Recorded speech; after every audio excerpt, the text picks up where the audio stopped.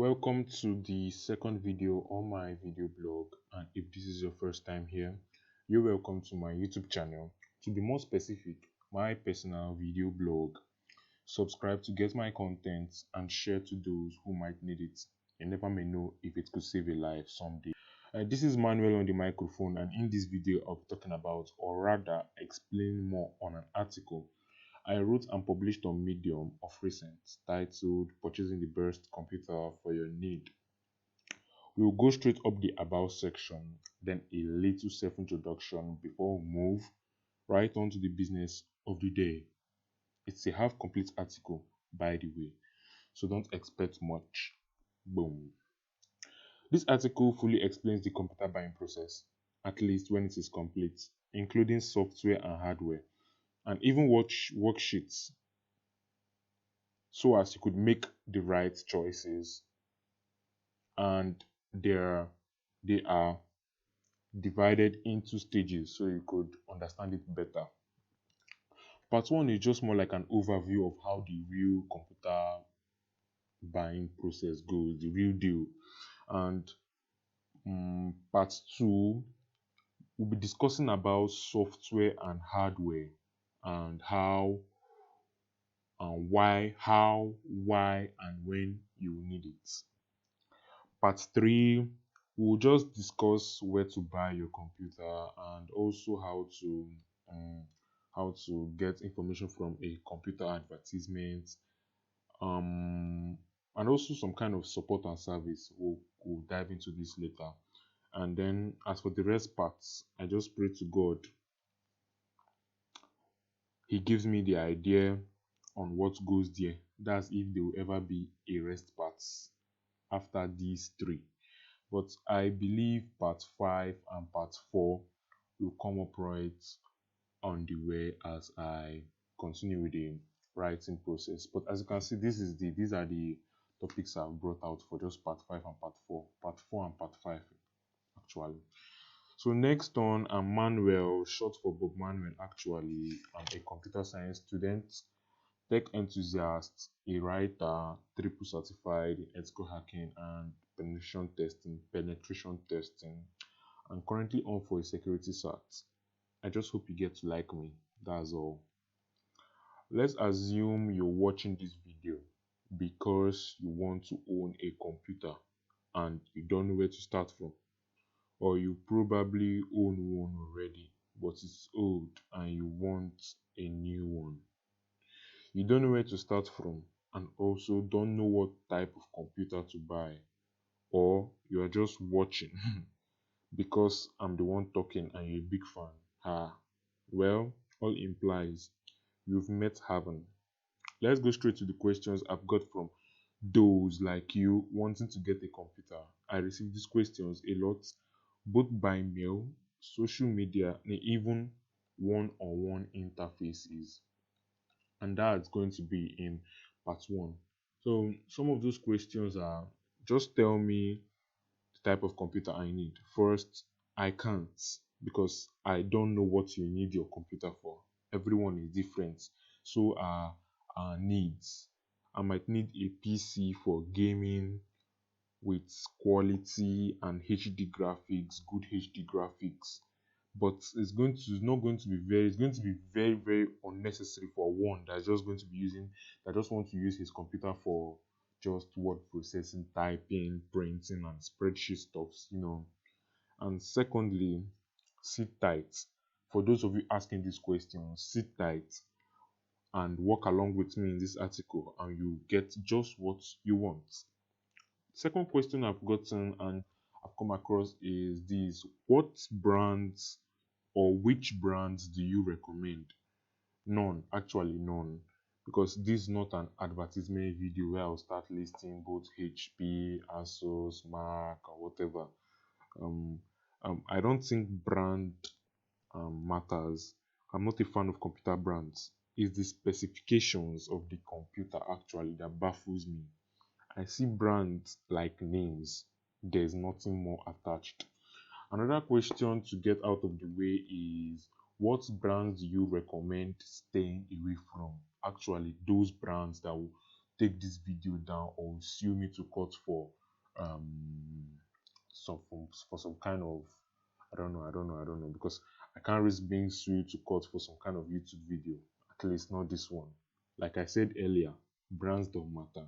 It's the other stuff that does. Wait, what's the other stuff? Ah, shouldn't I just buy the most expensive computer I can afford? Again, no. Big no. That's all I have to say about this for now. You found out more later. Um, how about laptops? Laptops are great. I mean, this question is great. I mean, who wouldn't like a laptop? Those portable, adorable, lightweight, battery-powered computers. They're just wonderful. You could use them on the fly at school, work, and even back home. I sincerely recommend laptops. Yeah, so that's that for that. As for the questions, and also many more questions I can't answer in one video. If you have any other questions, hit me up on my social media handles: Facebook, Twitter, LinkedIn, Medium, and WhatsApp, all at Manuel InfoSec. I'll post up my WhatsApp number at the end of this video and in the description below. Alright, next is the 5 steps to buying a computer, and these are the steps I'll also recommend you as a user following before you actually get a computer, because once you just follow one step, follow the 5 steps, you enjoy the use of your PC. The first on my list is decide what you'll be doing with a computer. Are you going to be coding 247, writing, or just emailing, or photography, music, education, entertainment? I just see it as the vital first step in getting a computer. Okay, because there are actually many things you can do with the computer that I can even mention here. And you also want you also want to do with a computer actually. But just find a basic reason. At least, so if you are asked what are you doing with your computer, you can just open your mouth and say yes and hey, not as if you are just using nonsense computer or something like that. You have no reason. I'm just kidding. Next is finding the perfect software to help you achieve whatever you want to do on your computer system. All right, like if you're going to be typing or doing some word spreadsheet sheets, are you supposed to, you know that you're supposed to be getting either the Microsoft Office Word or the whole Office package or some other Office packages like Lotus and likes of it. I don't use them. I just use Microsoft Word, so that's the only one I'm familiar with. So I'm not going to talk about them. But it's just basic. Find the software, because your computer is going to be very, very easy without software. It's just going to be, I call it Bali, just going to be hardware. So we also want to see something on the screen, and is the software that's going to be doing. Because if you're going to be something, okay, let me give another example now. I think another example came to my head. If you are going to be reading, if you're going to be like, okay, 247, you know that, okay, I'm going to be needing Adobe Acrobat Reader. Yeah, I think it's free, so you could just get it online and then stuff like that. But the thing here is, make a list of the software you think you will be needing, or make a list of whatever you're going to do with your computer. So just use the worksheets in the article to get the right softwares. All right, next is having a hardware to run your software. A typical example is a CD-ROM. That's for those that might be watching cassette movies or making and burning movies to compact disc. Don't be confused. That's short for CD.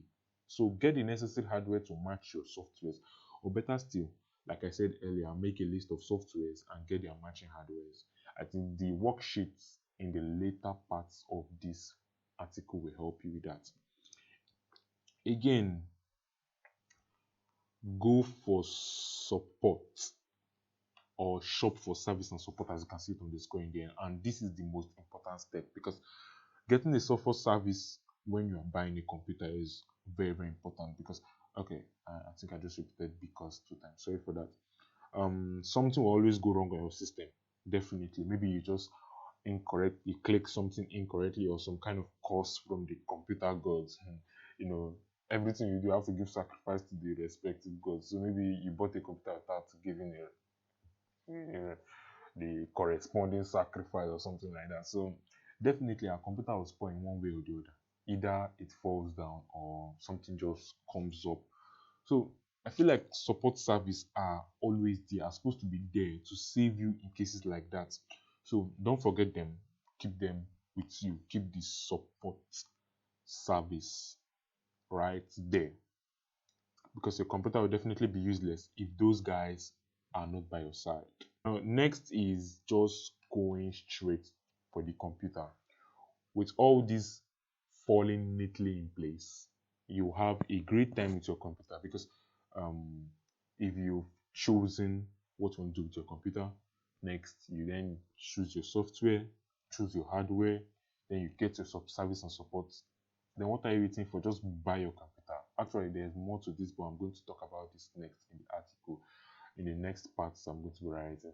But if you either you are going to be buying your computer from either Amazon or Jumia or even the local store in front of your house, it doesn't matter. Like I said, what matter is what we're still going to talk about in this article.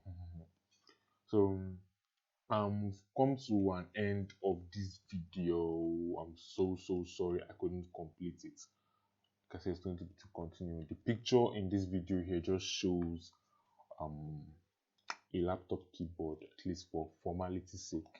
Let my article have a picture.